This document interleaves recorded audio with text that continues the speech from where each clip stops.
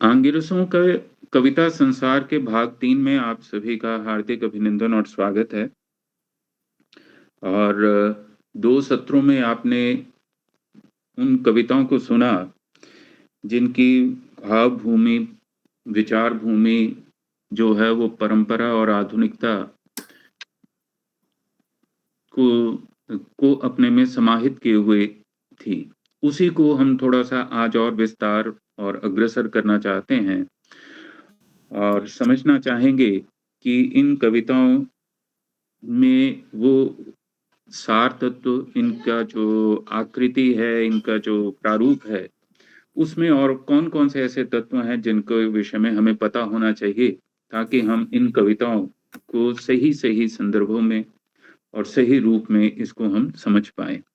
उसके लिए मुझे ये लगा कि और मैं निवेदन भी करूँगा प्रोफ़ेसर रमाकांत जी से कि अपनी बात शुरू करने से पहले, कविता पाठ आरंभ करने से पहले वो इस प्रकार से हमें इस संदर्भ में या इस प्रकार से हमारे सामने अपनी कविताओं को प्रस्तुत करें और जो कुछ मैं अगले 1 मिनट में कहने जा रहा हूँ कि क्या वो सही है समझने के लिए उनकी कविताओं को या नहीं है या उसमें क्या सुधार या क्या उसका संस्कार करना अपेक्षित है।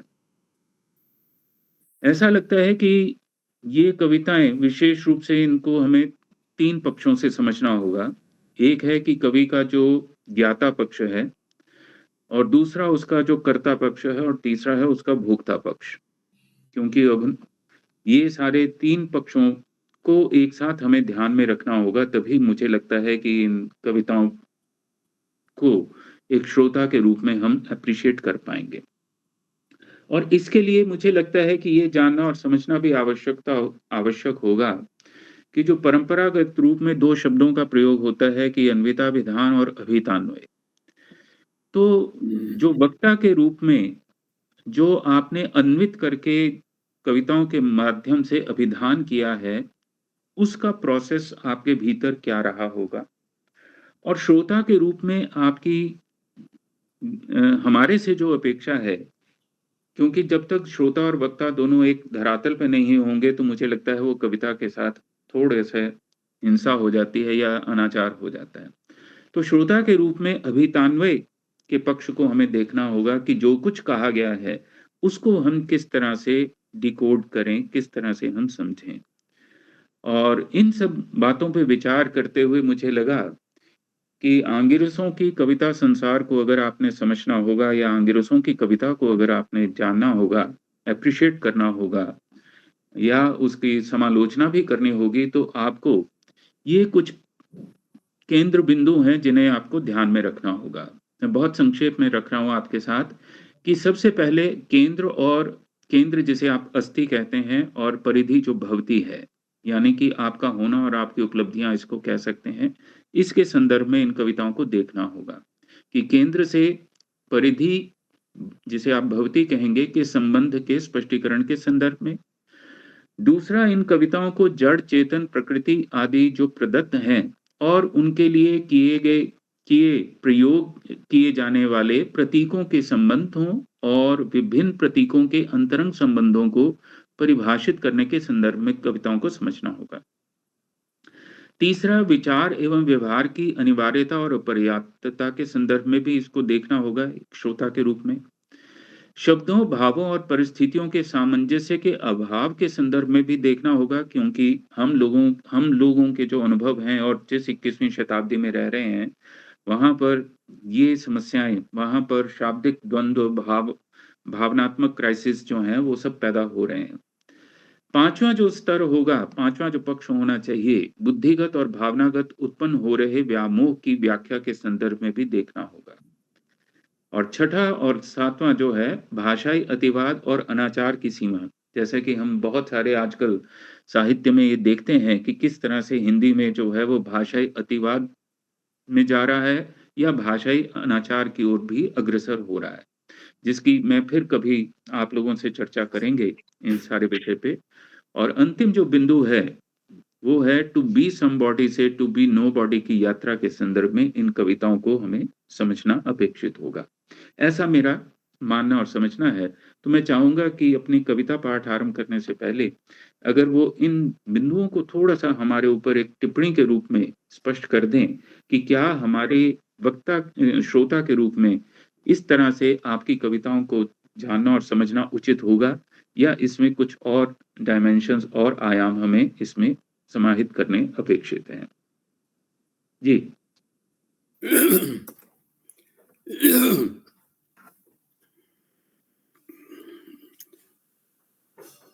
ये आशुतोष,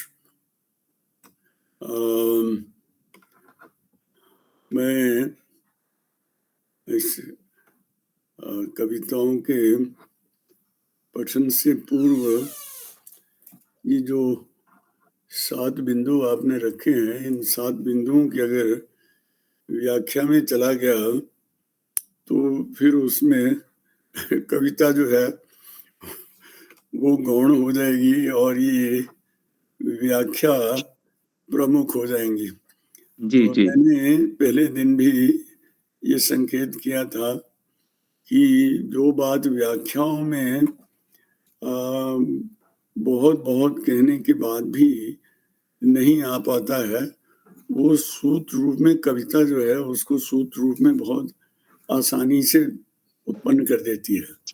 जी। तो अगर ये कविता है, क्योंकि ये एक कवि है या विचारक है या चिंतक है, जो कुछ भी वो है, अगर वो उसमें एक एक एक बाह्य वस्तुओं को जिनको देखता है, उनको वो अपने चेतना में, अपनी संवेदना में उनको अन्वित करता है और अन्वित करने के बाद फिर कोई बात जो है वो सहज रूप से स्फूर्त हो जाती है, वो प्रकट हो जाती है।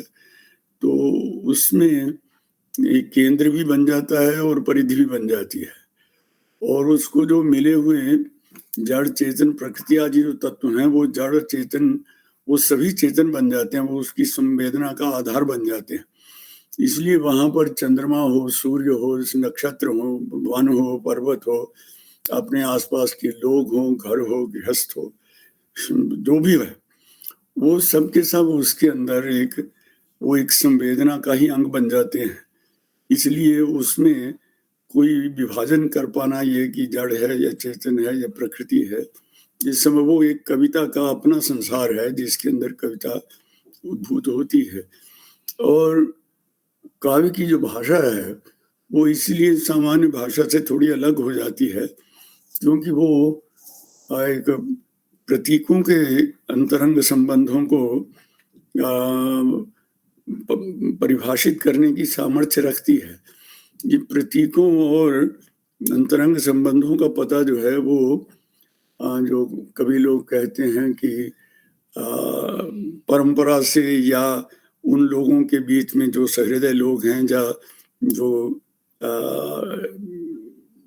स्वयं जो कवि लोग रहे हैं, उन लोगों को समझने की प्रक्रिया से ये समझ में आ जाता है कि ये प्रतीक जो है, क्योंकि प्रतीक कोई ऐसा नहीं है कि एकदम एक ही व्यक्ति को उसे इस्तेमाल कर रहा है। तो प्रयोग करने में प्रतीकों को प्रयोग करने में और अंतरंग संबंधों को परिभाषित करने में उसे जो अपेक्षाएं होती हैं, उनका बहुत सारा उसे अपनी परंपरा से और अपने लोगों के साथ, अपने जो ज्येष्ठ श्रेष्ठ लोग हैं जिनके साथ उसका रहा है संग, उससे वो पता चलता है उसका।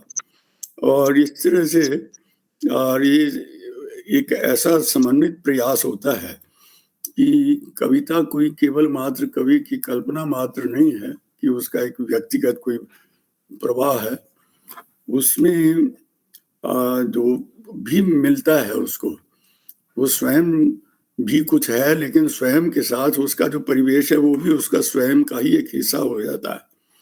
इसलिए विचार एवं व्यवहार और शब्द और भाव, ये सारी सबका जो है एक पूरा कुल बन जाता है अंदर, एक सामंजस्य जिसे हम कहते हैं, उसको अगर तंत्र की भाषा में कहें तो वो एक कुल बन जाता है पूरे का पूरा। और उस कुल में कुछ भी अचेतन नहीं होता है, सभी जो है वो सचेतन और संवेदनशील होता है। जी, जी। ये जो कुछ भी उसमें कविता में आ रहा है, आप देखिए कि जब ये वैदिक ऋषियों ने ये बात कही तो उन्होंने एक मंत्र काव्य, जिसको श्री अरविंद ने कहा कि ये मंत्र काव्य लिख रहा हूँ। मंत्र काव्य अगली पीढ़ी का जो काव्य होगा वो मंत्र काव्य होगा।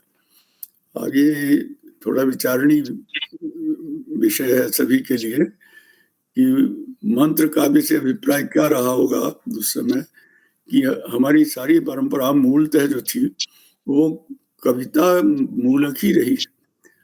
जो वेद हैं, ऋग्वेद है या जो कुछ भी है, अब वेद शब्द तो ज्ञानवाची होने से अब लगता है कि, लेकिन उसके लिए एक बड़ा मार्मिक प्रयोग उन्होंने कहा कि नहीं, वेद की अपेक्षा एक उसे एक तरह का स्त्रीण भाव देने का प्रयास किया कि श्रुति मूलकता है।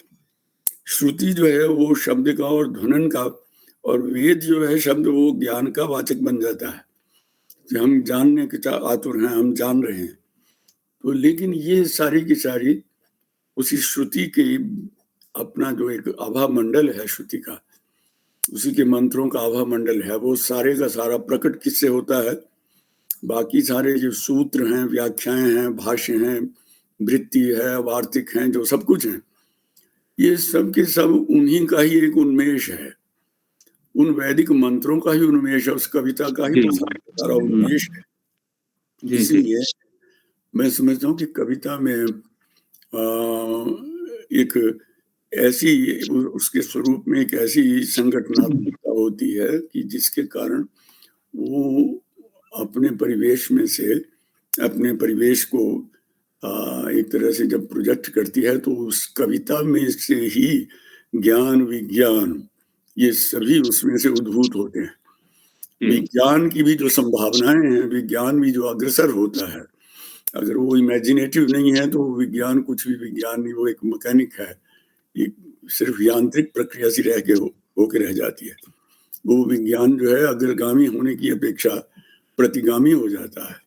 इसलिए कविता में किसी भी तरह का अपेक्षित ये उसकी एक स्वाभाविक संरचना होने के कारण उसमें नहीं रहता है कि कोई उसके अंदर वो बौद्धिक है या भावनात्मक है या क्या है। वो एक प्रकार का एक प्रतिभा विशेष है जो मंत्र काव्य के माध्यम से प्रकट हुआ है। जी। मंत्र काव्य का एक प्रकार के कविता में मंत्र होने का अभिप्राय यह है कि मंत्र की हम उसमें बुद्धि और भावना और कल्पना और भाषा का, ये सभी का एक प्रकार का सामंजस्य हो जाता है।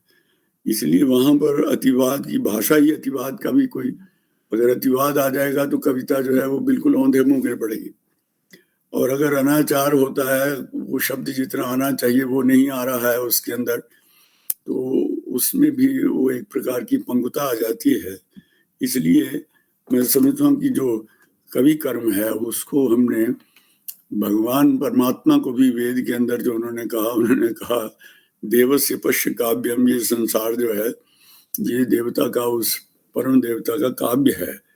कविता के माध्यम से ही भारतीय मनीषा ने सारा उसमें ज्ञान विज्ञान, अगर ज्ञान की बात की, मोक्षे थी विज्ञानम शिल्प शास्त्रे हो, विज्ञान जो है वो शिल्प और शास्त्र जो है उसमें विज्ञान आ जाता है।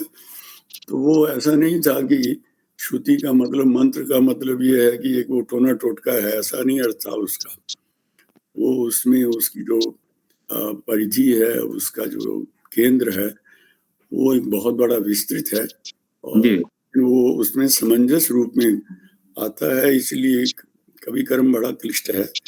मैं मुझे नहीं पता कि ये कविताएं किसी कोटि में आती हैं कि नहीं आती हैं। मैं तब पाठ कर देता हूँ। जी चलिए शुरू करते हैं आज की। तो आज की कविता का शीर्षक है मातृमंत्र। जी। तो अब ये कुछ ऐसी संवेदना को अभिव्यक्त शायद करती है कि जिसके अंदर एक मूल तत्व है, जो माता है वो मूल तत्व है। मातृमान में की त्रिपुटी में से माता जो है, माता के कारण ही ये सारा का सारा प्रमाण मीमांसा चलती है दर्शन की, और माता के कारण ही मेय होता है, मेय का मूल्य बनता है। अगर माता नहीं है तो ना प्रमाण है, ना मान है, ना मेय है, कुछ भी नहीं है। तो माता शब्द का दोनों अर्थों में संस्कृत में प्रयोग होता है, पुल्लिंग में भी हो जाता है और स्त्रीलिंग में भी हो जाता है। जी जी। तो यहाँ पर वो मातृ मंत्र जो है वो कि ये जो माँ का एक जो उदय हुई संकल्पना उसमें जननी के रूप में जो है वो उसका एक झलक है इस कविता में शायद। देखिए, माँ तुम्हें कैसे पुकारूं, सृष्टि की महिमा कहूं या देवता तुझमें निहारूं। माँ तुम्हें कैसे पुकारूं, सृष्टि की महिमा कहूं या देवता तुझमें निहारूं। मिट्टी की काया में चेतना की लौ जगाती, बुझ न जाए इसलिए तुम घोंसलों के घर बनाती। अब ये जो मातृत्व है ये सिर्फ मनुष्य के पास ही नहीं है, ये मातृत्व जो है वो मातृकाएं, वो मातृ चेतना है जो पशु पक्षी और सभी जीवों के अंदर, लेकिन उनको दृष्टि का एक बायोलॉजिकल नहीं मान रहा है, कभी उसको सिंपल बायोलॉजिकल कोई न मान करके उसे एक दिव्य शक्ति का एक प्रसार मानता है उस मातृ तत्व को। माँ तुम्हें कैसे पुकारूं, सृष्टि की महिमा कहूं या देवता तुझमें निहारूं। मिट्टी की काया में चेतना की लौ जगाती, बुझ न जाए इसलिए तुम घोंसलों के घर बनाती। शावकों के पंखों को गगन में उड़ना सिखाती, लोरियां देकर सुलाती। ये इसका एक खंड कविता का है कि वो लोरियां उसकी क्या है, वही मातृ मंत्र बन जाता है वो बच्चे के कान में। और बल्कि हमारे यहाँ पर जो एक स्थिति रही कि ये उसमें गर्भावस्था में ही बच्चों को मंत्र माता जो है वो देना शुरू कर देती थी।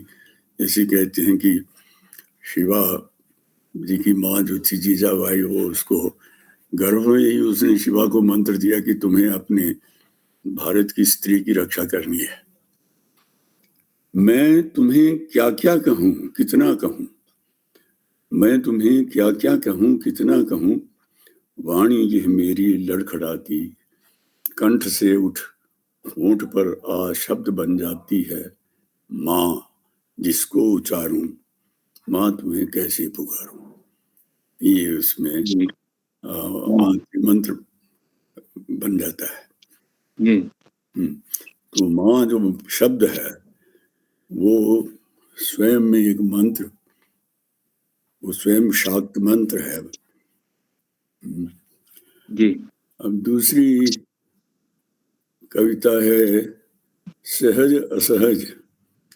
ये सहज असहज कविता में ये है कि जो सामान्य जीवन में वस्तुएं हैं, मनुष्य जीवन की एक विडंबनाएं भी होती हैं, और वो विडंबनाएं ये हो जाती हैं कि जो एक सहजात वस्तुएं हैं उनको समेटना, उनको संभालना, उसके आधार पर रचना को, क्रिएटिविटी को बनाए रखना, ये इस दो स्थितियों के बीच में आदमी सहज और असहज के बीच में एक बड़ी विडंबनात्मक सी अवस्था आ जाती है कि जो चीज सहज है उस सहज को भी अगर हम जब समेटने लगते हैं, जब उसको उसका समाजीकरण करने लगते हैं तो बड़ी कठिनाई सी आती है।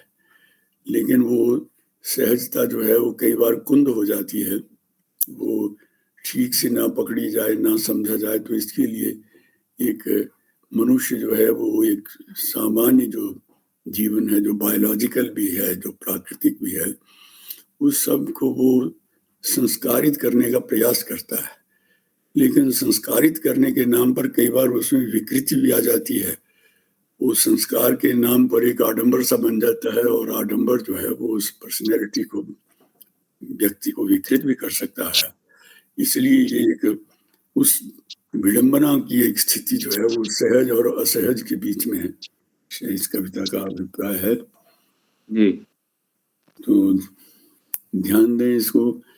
फिर वही बकझक, फिर वही बकझक, वही तरुणाई का नर्तन, वयोवृद्ध सोच रहे नई सृष्टि का करें हम कैसे अभिनंदन। अब ये एक विडंबना सामने बड़े लोगों के पास आती है जो वयोवृद्ध हैं। फिर वही बकझक, वही तरुणाई का नर्तन, वयोवृद्ध सोच रहे नई सृष्टि का करें हम कैसे अभिनंदन।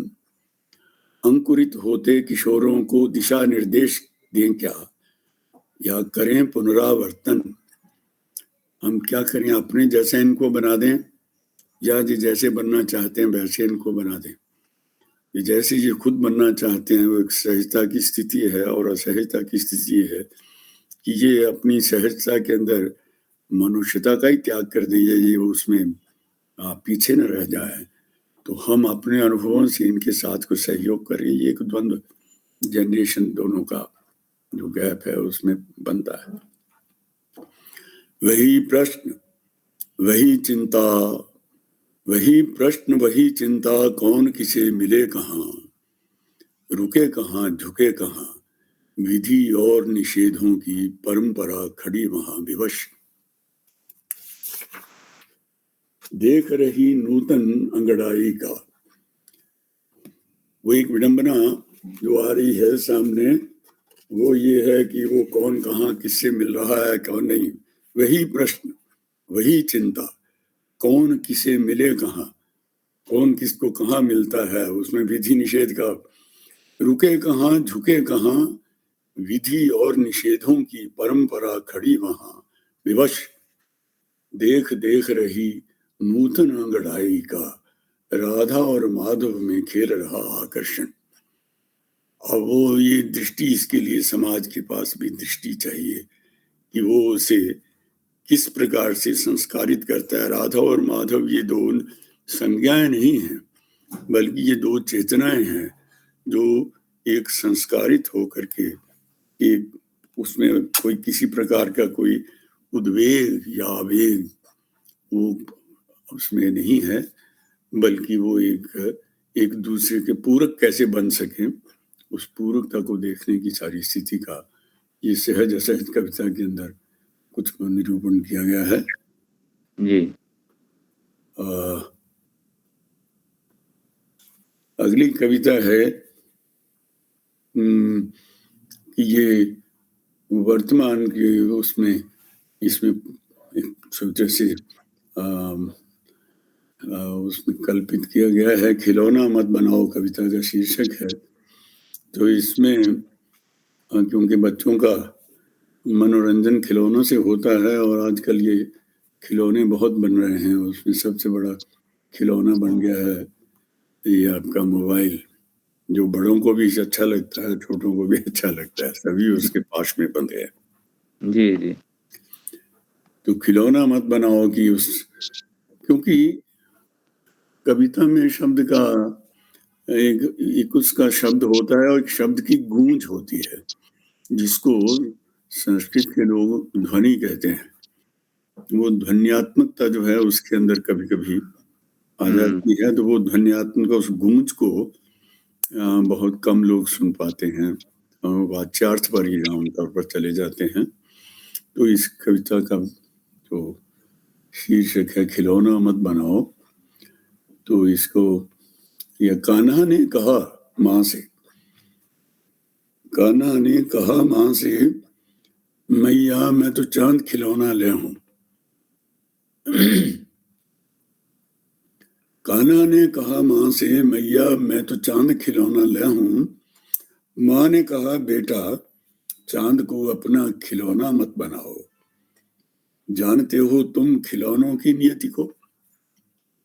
अब ये जो प्रश्न है इसके पीछे जो एक अनुगूंज है उसको मैं समझता हूँ महसूस करना जरूरी है। कान्हा ने कहा माँ से, मैया मैं तो चांद खिलौना लाया हूँ। माँ ने कहा, बेटा चांद को अपना खिलौना मत बनाओ, जानते हो तुम खिलौनों की नियति को।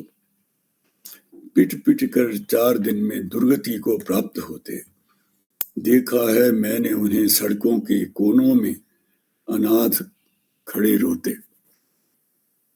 खिलौनों की नियति को तुम जानते हो। पिट पिट कर 4 दिन में दुर्गति को प्राप्त होते, देखा है मैंने उन्हें सड़कों के कोनों में अनाथ पड़े रोते। उन्होंने पहले भी इस भूगोल को ऐसे खिलौना ही बनाया था। ये उस जी उन्होंने इसमें हमारे यहाँ सार्वनामिक जो सर्वनाम होते हैं उनका एक अपना उनके पीछे की व्यंजना होती है, तो उसमें किसी वैज्ञानिक का या किसी का नाम ना लेकर के वो जो भी लोग थे उन्होंने पहले भी इस भूगोल को ऐसे खिलौना ही बनाया था और अब आकार उसका देख लो। अब उस भूमि के स्थिति को देख लो, भूमि को भी एक प्रकार से कल जो धरती वसुमती बनकर खड़ी थी, आज तुम विकराल चेहरा देख लो। कल जो धरती वसुमती, अब वसुमती शब्द का प्रयोग जो है वो जैसे शस्य श्यामलाम मातरम की बात करते हैं लोग, वो वास्तव में वसुंधरा का धरती का नाम जो है वो वसुमती इसीलिए रहा कि जिसमें से 8 प्रकार की संपन्नताएं जो हैं उसके अंदर विद्यमान थी। कल जो धरती वसुमती बनकर खड़ी थी, आज तुम विकराल चेहरा देख लो। चतुर्दिक आतंक बढ़ता भीड़ की उस भूख का, चतुर्दिक आतंक बढ़ता भीड़ की उस भूख का कौन रोकेगा, इसे भी देख लो। तो ये उसमें खिलौना मत बनाओ के ऊपर एक छोटा सा एक दृष्टि है, जिसमें वर्तमान की स्थिति में किस प्रकार से इसका हमने अपनी धरती को क्या से क्या बना के रख लिया है। और एक कविता उसमें अगली है, भोला भारत। ये भी एक अपना मेरा उसमें अपने महसूस करने का तरीका रहा कि भारत को किस दृष्टि में, क्योंकि लोग शिव के साथ तो जोड़ते हैं भोला शिव, तो भोला जो है अभी कल की तो बात है, अभी कल की तो बात है, मैंने उसे अपनी इन आंखों से देखा है। उस भोले भारत को मैंने उसे अपनी इन आंखों से देखा है। घूमता था गली गली, चल पड़ता उत्सुक सा उसी ओर, जिधर को भी आंधियों की हवा चली। ये भारत के जो बच्चे हैं, जो सामान्य साधारण जीवन जीने वाले जो लोग थे, वो उस भोला भारत के अंदर उनकी जो स्थिति थी उसका निरूपण है। मैंने उसे अपनी इन आंखों से देखा है। यहाँ भारत जो है वो प्रदेश विशेष का नाम नहीं है, वो एक उस बच्चे का नाम है जो आंधी के अंदर एक खुले मैदान में दौड़ता है, आंधी की ओर पीठ किए हुए, और आंधी के साथ वो अपने आप में उड़ने का अनुभव करता था। उस बच्चे को मैंने खुद देखा। मैंने उसे अपनी इन आंखों से देखा है। घूमता था गली गली, चल पड़ता उत्सुक सा उसी ओर, जिधर को भी आंधियों की हवा चली। खेतों खलिहानों में या खुले मैदानों में कहीं कोई रोक ना थी। उस सब उसे अपने ही लगते थे। ये उसकी चिंता नहीं थी कि इस जमीन पर मैंने ये क्या बना लिया है, वक्फ बोर्ड बना लिया है या कोई और बोर्ड बना लिया है। नहीं, उसका उसमें कोई कहीं उसका क्लेम नहीं था, लेकिन सब अपना ही अपना लगता था। ऐसा भारत ने देखा। खेतों खलिहानों में या खुले मैदानों में कहीं कोई रोक न थी, जानते थे साधारण लोग सभी, जानते थे साधारण लोग सभी, पृथ्वी परमेश्वर की सारी, उसे अपनी समझने का पाप बहुत भारी। ये भारत था। उस जमाने के लोग ये कहते थे, ये एक उस बीती हुई पीढ़ी का साक्षात्कार कराने का प्रयास है कि जिसके अंदर भोला भारत, यहाँ पर बहुत बड़े कैपिटलिज्म, जब उसमें बुर्जुआ का संस्कृति के जैसे उसमें कुछ नहीं है। ये उस सामान्य आदमी की बात है जो बहुत सहज साधारण, जो अभाव को अभाव समझता ही नहीं था, अभाव में भी वो अपने आप को संतृप्त मानता। पृथ्वी परमेश्वर की सारी, उसे अपनी समझने का पाप बहुत भारी, ऐसे भले भोले से लोगों में जन्मा था जिसका सब अपना था। जी बिल्कुल। ऐसे भले भोले से लोगों में जन्मा था वो लड़का, ऐसे लोगों में जिसका सब अपना था। वो समझता था कि ये जहां भी चले गए, अगर उसके अंदर वो मर्यादा में रहते हुए सब कुछ उसका अपना ही अपना था सब। जी। अब एक कविता और पढ़ दूं बस? जी पर्याप्त है या नहीं, 2 ले लीजिए। ये चलो। राष्ट्र और आत्मजन्मा। राष्ट्र एक बहुत छोटी सी झलकी है, इसे आप मिनी कह लीजिए वो कविता, लेकिन इसमें एक प्रतीक का प्रयोग। राष्ट्र क्या है? राष्ट्र क्या है? एक जलती दीपमाला। बहुत बड़े व्याख्यान होते हैं कि नेशनलिज्म, राष्ट्रीयता, राष्ट्र के बड़े बड़े लेक्चर्स, बड़े बड़े व्याख्यान होते हैं, लेकिन ये एक कविता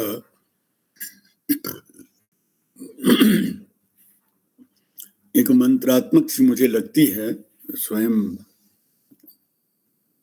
अपने को, मेरे को ये लगता है कि एक बहुत, राष्ट्र क्या है? एक जलती दीपमाला, चतुर्दिक करती उजाला। मूलतः राष्ट्र शब्द के मूल में भी राज्य शब्द जो है वो प्रकाश का ही वाचक है। जी क्या है? एक जलती दीपमाला, चतुर्दिक करती उजाला, देखना देखना कोई सुख ने पाए न बाती, देखना कोई सुख ने पाए न बाती, स्नेह से सिंचती रहे लौ, स्नेह से सिंचती रहे लौ, बुझ ना पाए ज्योतियां समवेत स्वर में मिले सबको गुनगुनाती। तो ये उसके अंदर एक अपेक्षा है कि देखना कोई सुख ने पाए न बाती, क्योंकि वो जो दीपमाला है, उस दीपमाला में जो बत्तियां हैं वो प्रत्येक व्यक्ति अपने अपने घर में वो एक दिए की तरह जल रहा है, और एक जलती दीपमाला चतुर्दिक करती उजाला, देखना कोई सुख ने पाए न बाती, स्नेह से सिंचती रहे लौ। लौ क्या? ये राष्ट्र का जीवन है। वो स्नेह से सिंचती रहे लौ, बुझ ना पाए ज्योतियां, बुझ न पाए ज्योतियां, समवेत स्वर में मिले सबको गुनगुनाती। और इस गाती उसमें, हमारे यहाँ आता है कि लोग जो थे हर चीज में उसमें गाते थे। सेलिब्रेट करने का तरीका हमारे यहाँ क्या रहा? नाटक, अभिनय कलाओं में सब लोग, उनका एक भीतर से म्यूजिक चलता रहे, क्योंकि भीतर का जो संगीत है वही आदमी की सहज जो सामंजस्य है, जुड़ाव है, वो उसका। जी अगली कविता है आत्मजन्मा। ये भी थोड़ा सा है व्यक्ति के व्यक्तित्व को लेकर के एक छोटा सा, ये भी उसी तरह की एक झलकी सी है। आदमी तो अब आत्मजन्मा व्यक्ति जो है आत्मजन्मा का, कि वो बहुत सारी उसको शिक्षाएं दी जा रही हैं और उसे इस तरह से बहुत सारी किताबें पढ़ा दी जाती हैं, या बहुत कुछ उसके ऊपर बाहर से जो प्रेशर्स हैं, दबाव हैं शिक्षा के लिए, एक कैरियरिस्ट बनाने का चक्कर के अंदर जो उसमें चलता है दौर, तो वो एक कैरियर बनाने के चक्कर में हम व्यक्ति को व्यक्ति नहीं रहने देते, उसका व्यक्तित्व जो है उसे हम खंडित कर देते हैं। वो नौकरी के लिए पैदा हुआ है, नौकरी करता ही वो चलेगा, और जॉब कैरियर जो है, और अगर है तो व्यावहारिकता को वो कहते हैं कि नहीं, ये एक कैरियर के बारे में ना सोचना एक मूर्खों की परंपरा मान ली गई है। ऐसी स्थिति में व्यक्ति जो है वो बाहर से उसको बहुत ज्यादा बनाने का प्रयास होता है जी। इसमें मेरे अपना जो कविता का प्रकार है उसको आप देखें। आदमी तो सदा से ही स्वयं जन्म लेता है, और ये स्वयं जन्म लेने वाले जो है आत्मजन्मा है। आदमी तो सदा से ही स्वयं जन्म लेता है, धर्मांध विज्ञानांध दोनों यंत्र मानव जन्मते हैं। इसमें धार्मिक व्यक्ति के बारे में आक्षेप नहीं है, वैज्ञानिक के बारे में आक्षेप नहीं है, लेकिन धर्मांध और विज्ञानांध दोनों ही खतरनाक हैं। धर्मांध विज्ञानांध दोनों यंत्र मानव जन्मते हैं, हृदयहीन खूंटे से बंधे बंधे प्राण सकल, रुंधे रुंधे सृष्टि के सृजन को आतंकित करने में सदा लीन रहते हैं। धर्मांध विज्ञानांध दोनों यंत्र मानव जन्मते हैं, हृदयहीन खूंटे से बंधे बंधे प्राण सकल, रुंधे रुंधे सृष्टि के सृजन को आतंकित करने में सदा लीन रहते हैं। खिलते हुए फूलों को देख नहीं पाते जो, खिलते हुए फूलों को देख नहीं पाते जो, उदय का आलोक स्वर्णिम लूटने को आते जो, उन्हें कैसे तुम बताओगे कि वह संवेदना है कहाँ और किसके हृदय में। ये कैसे बताओगे उन ऐसे लोगों को जो यंत्र मानव हैं, उनको कैसे बताओगे उदय का आलोक स्वर्णिम लूटने को आते जो, उन्हें कैसे तुम बताओगे कि वह जो है आत्मजन्मा मनुष्य वो तो एक संवेदना है, और कहाँ किसके हृदय में वो रहती है, इसको उसको कैसे बताओगे। परम सत्य भी जिसके लिए हृदय खोल देता है, वो आत्मजन्मा मनुष्य जो थे, जिसे हम ऋषि कहते हैं, जिसे हम मनीषी कहते हैं, महात्मा कहते हैं, मनस्येकम वचस्येकम कर्मण्येकम महात्मनाम। परम सत्य भी जिसके लिए हृदय खोल देता है, वह आदमी तो हृदय से ही सदा जन्म लेता है। ये पंक्तियां चार महत्वपूर्ण हैं, इनको ध्यान देना चाहिए। परम सत्य भी जिसके लिए हृदय खोल देता है, ये परम सत्य जिसने ऋषियों के लिए बिल्कुल ऋषियों के हृदय में उतरने में अपनी सार्थकता समझी। परम सत्य भी जिसके लिए हृदय खोल देता है, वह आदमी तो हृदय से ही सदा जन्म लेता है। जी, बहुत अच्छी। तो चलिए आज के इस कविता पाठ को हम यहीं विश्राम देते हैं, और बहुत शीघ्र इसके अगले भाग के साथ हम दोबारा उपस्थित होंगे। तब तक के लिए आप सबको नमस्कार, पुनः फिर मिलेंगे। धन्यवाद।